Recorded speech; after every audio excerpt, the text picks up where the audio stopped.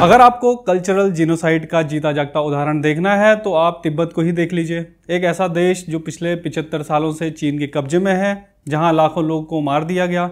लेकिन चीन सिर्फ तिब्बतियों की जमीन हड़पने तक ही नहीं रुका, आज वह तिब्बत की आइडेंटिटी को ही खत्म करने पर तुला है। एक रिपोर्ट के मुताबिक चीन ने करीब 10 लाख तिब्बती बच्चों को जबरन उनके परिवारों से अलग कर दिया है और उन्हें स्टेट कंट्रोल्ड बोर्डिंग स्कूलों में डाल दिया। सोचिए, 10 लाख मासूम तिब्बती बच्चे जिन्हें जबरन उनके घरों से उठाकर ऐसे स्कूलों में भेजा जा रहा है जहां ना उनका धर्म है, ना उनकी भाषा, ना उनकी संस्कृति। वो बच्चे अब तिब्बती नहीं बल्कि चीनी कम्युनिस्ट पार्टी के पिट्ठू बनाए जा रहे हैं। आज हम चीन की इसी विकास मॉडल की बात करेंगे जिसने पहले व्यूगर मुसलमानों को कुचला, फिर मंगोलों की संस्कृति को मिटाया और अब तिब्बतियों की आने वाली पीढ़ियों को ही ब्रेन वॉश कर रहा है। तिब्बत के एक प्रतिष्ठित human right organization Tibet action institute ने अपनी रिपोर्ट में कहा है कि चीन ने आज लगभग 10 लाख बच्चों को बोर्डिंग स्कूल्स में कैद करके रखा है। इसके पीछे चीन की मंशा है तिब्बती संस्कृति को खत्म करना। बच्चों को तिब्बती नहीं बल्कि सिर्फ चीनी भाषा मैंडरिन सिखाई जाती है। बौद्ध धर्म की शिक्षा पूरी तरह बैन है। घर वालों से मिलना बेहद सीमित और नियंत्रित होता है और बच्चों की खाने, पहनावे और सोचने के तरीके को पूरी तरह बदलने की कोशिश की जाती है। चीन की यह बोर्डिंग स्कूल प्रोपेगेंडा मशीन कैसे काम करती है, थोड़ा इसे भी समझ लेते हैं।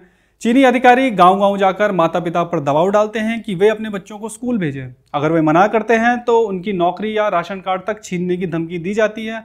डर के कारण माता पिता इस सब के लिए जब मान जाते हैं, फिर इन बच्चों को बड़े शहरों में मौजूद बोर्डिंग स्कूल्स में भेज दिया जाता है, जहां शुरू होती है पहचान मिटाओ प्रक्रिया। तिब्बती भाषा बोलने पर सजा, चीनी राष्ट्रगान जबरदस्ती याद करवाना, बौद्ध धर्म की जगह चीनी कम्युनिस्ट विचारधारा पढ़ाई जाती है। इसके बाद इन बच्चों का परमानेंट ब्रेन वॉश हो जाता है। 10 से 12 साल बाद जब ये बच्चे बड़े होकर निकलते हैं तो वो एक तिब्बती कम और चीनी कम्युनिस्ट ज़्यादा होते हैं। चीन का मकसद साफ है, तिब्बत की अगली पीढ़ी को चीन की पहचान में ढालना और तिब्बती संस्कृति को पूरी तरह खत्म कर देना। तिब्बत को एक हान चाइनीज समाज में बदलना, तिब्बतन फ्रीडम मूवमेंट को जड़ से खत्म करना, दलाई लामा की विरासत को मिटा देना और भविष्य में कोई भी तिब्बती यह ना कह सके कि वो एक अलग पहचान रखता है। और ऐसा नहीं है कि यह चीन की कोई नई रणनीति है। चीन की यह आइडेंटिटी मिटाने वाली रणनीति टाइम एंड टेस्टेड है। इससे पहले उसने यह नीति व्यूगर मुसलमानों और इनर मंगोलिया के लोगों पर अपनाई थी। चीन ने लगभग 10 लाख से ज़्यादा व्यूगर मुसलमानों को जबरन री एजुकेशन कैंप में बंद किया हुआ है। महिलाओं को जबरन बांझ बनाया गया, मस्जिदें तोड़ी गई, कुरान पढ़ना मना किया गया या उसे जला ही दिया गया। व्यूगर मुसलमानों को दाढ़ी रखने और नमाज पढ़ने पर भी प्रतिबंध लगाया गया।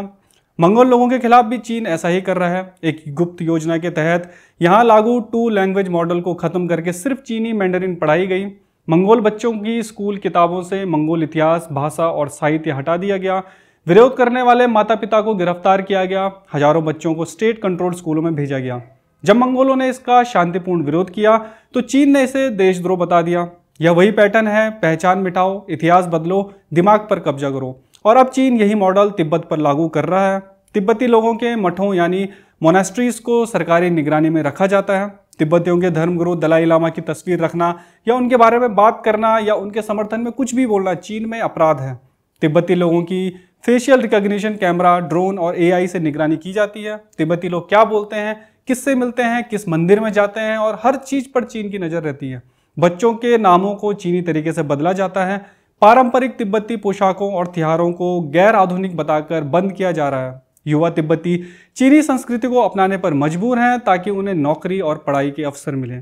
साथ ही तिब्बतियों को उनके मूल गांवों से उठाकर जबरन शहरों में बसाया जा रहा है। साल 2000 से लेकर अब तक चीन ने ग्रामीण क्षेत्रों से लगभग 9,30,000 से ज्यादा तिब्बतियों को रीलोकेट किया है। चीन इस रीलोकेशन को गरीबी हटाओ योजना या मॉडर्नाइजेशन के नाम पर चला रहा है, लेकिन असलियत में यह है एक कल्चरल क्लींसिंग। हजारों तिब्बती गांवों को गैर कानूनी बताकर या विकास अवरोधक बताकर ढहा दिया गया है। चीन कहता है कि वे बेहतर जीवन देने के लिए इन लोगों को शहरी इलाकों में शिफ्ट कर रहा है, लेकिन नए इलाके चीन के बाकी हिस्सों से जुड़े होते हैं जहां तिब्बती संस्कृति का कोई स्थान नहीं होता। कई तिब्बती कार्यकर्ताओं ने चेतावनी दी है कि पुनर्वास कार्यक्रम की आड़ में चीन तिब्बतियों को बहुसंख्यक हान चीनी समाज में समाहित करने की कोशिश कर रहा है ताकि तिब्बती संस्कृति और जीवन शैली को दबाया और नुकसान पहुंचाया जा सके। ग्रामीण तिब्बतियों को ऐसे क्षेत्रों में रीलोकेट किया जाता है जहां वे सांस्कृतिक रूप से परिचित नहीं होते हैं और जब इन्हें जबरन शहरों में पहुंचा दिया जाता है तो नौकरी पाने के लिए उन्हें मजबूरन चीनी भाषा भी सीखनी पड़ती है।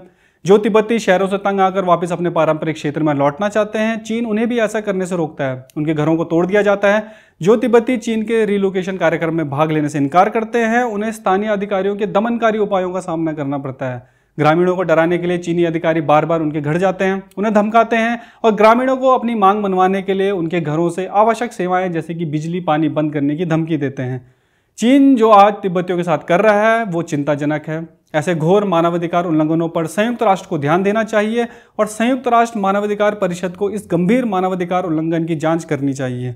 अंतर्राष्ट्रीय संगठनों को चीन पर दबाव डालना चाहिए कि वह विकास और शिक्षा के नाम पर अपनी ऐसी दमनकारी योजनाएं बंद करे जिनका उद्देश्य सिर्फ तिब्बतियों की सांस्कृतिक और आर्थिक अधिकारों को नष्ट करना है।